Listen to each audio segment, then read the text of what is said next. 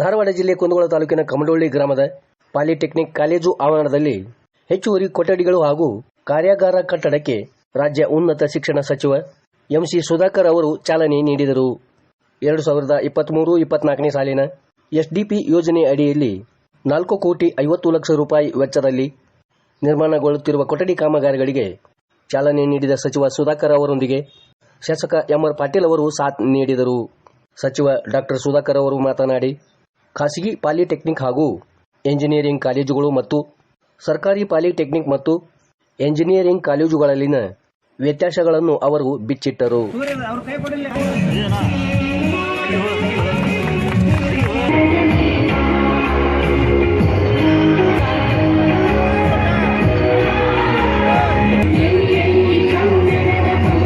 ನಿರ್ಮಿಸುತ್ತದೆ.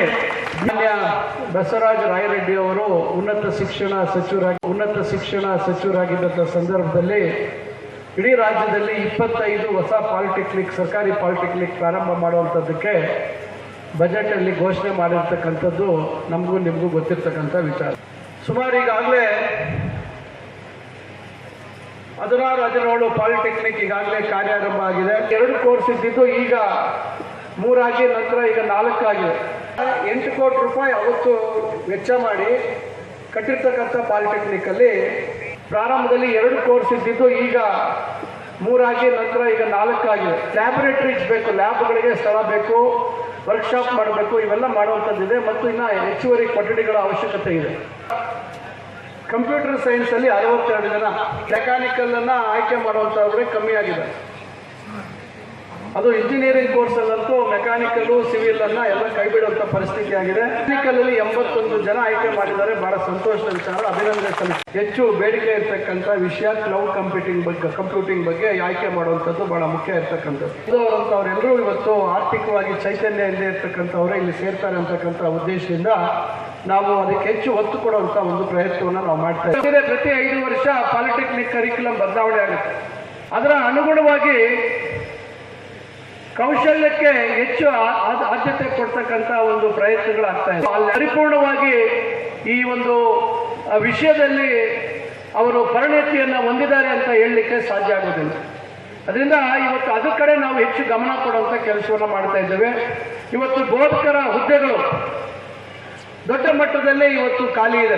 ಯಾಕಂದರೆ ಕಾಲೇಜುಗಳ ಸಂಖ್ಯೆಯನ್ನು ನಾವು ಜಾಸ್ತಿ ಮಾಡಿದ್ವಿ, ಆದರೆ ಬೋಧಕರ ಹುದ್ದೆಗಳನ್ನು ಅದರ ಅನುಗುಣವಾಗಿ ನಾವು ಮಂಜೂರು ಮಾಡಿಲ್ಲ.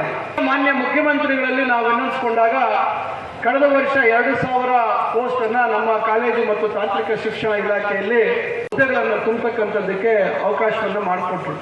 ಇವತ್ತು ಮೀಸಲಾತಿಯ, ಒಳ ಮೀಸಲಾತಿಯ ವಿಚಾರ ಮತ್ತು 50-56% ಗೊಂದಲದಲ್ಲಿ ನಾವು ಇಡೀ ಒಂದು ವರ್ಷ ಏನು ಪ್ರಕ್ರಿಯೆಗಳನ್ನು ಮಾಡಲಿಕ್ಕೆ ಆಗಲಿಲ್ಲ.